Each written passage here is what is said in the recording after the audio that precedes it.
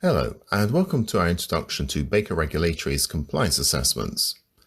In this presentation, I'm going to be covering benchmarking, risk scoring, and then wrapping up with best practices.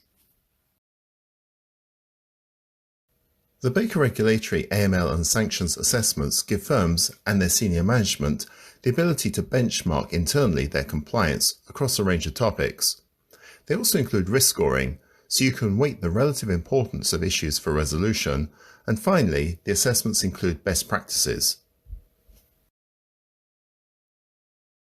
Now I'm going to start off with the assessment dashboard because there's just so much good information in here. In the top left-hand corner, I'm going to select the firm that I'm analysing. As I change the firm selected, you can see that the data in the dashboard updates. Underneath that, I can select the assessment. Here I'm looking at sanctions. In the centre, you can see the risk score per section, and in the right hand of the screen, you can see the risk score at a question level.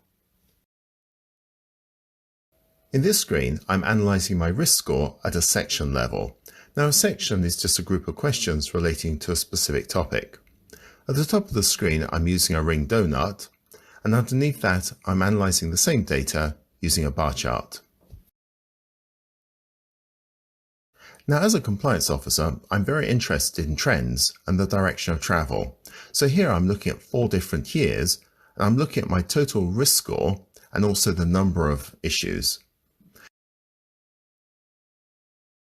In order to get down to some more detail, I'm going to take a look at the risk score at a question level.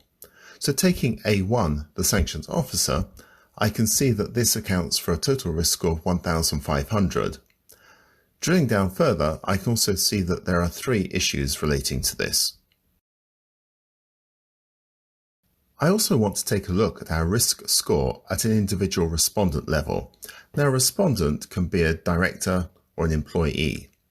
Interestingly, when I look at the number of issues identified, everyone is between 5 and 13. However, there's one exception. One person reported 36 issues, so I need to investigate that one further.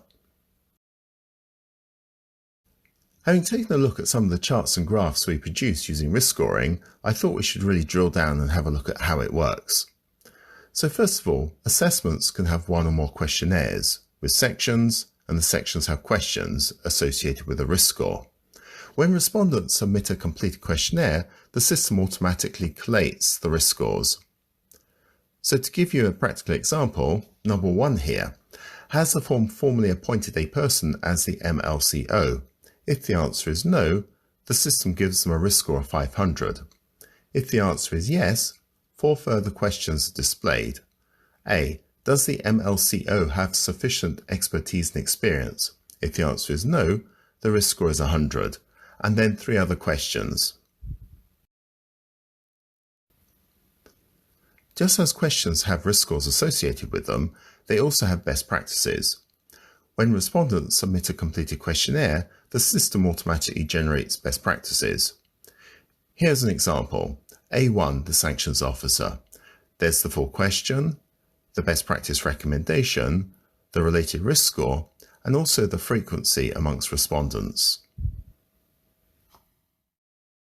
Assessments can be customized to meet client-specific requirements, and these can be run at a country level, regulated entity, or operating unit.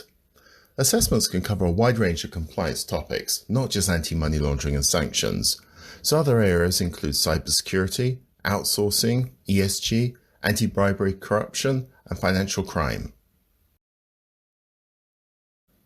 If you'd like more information about the Baker Regulatory Assessments, including risk scoring and best practices, do contact us. You can contact Barry Faldermeyer, Baker Regulatory's CEO, or me, Adrian Pay, at Dynamic GRC.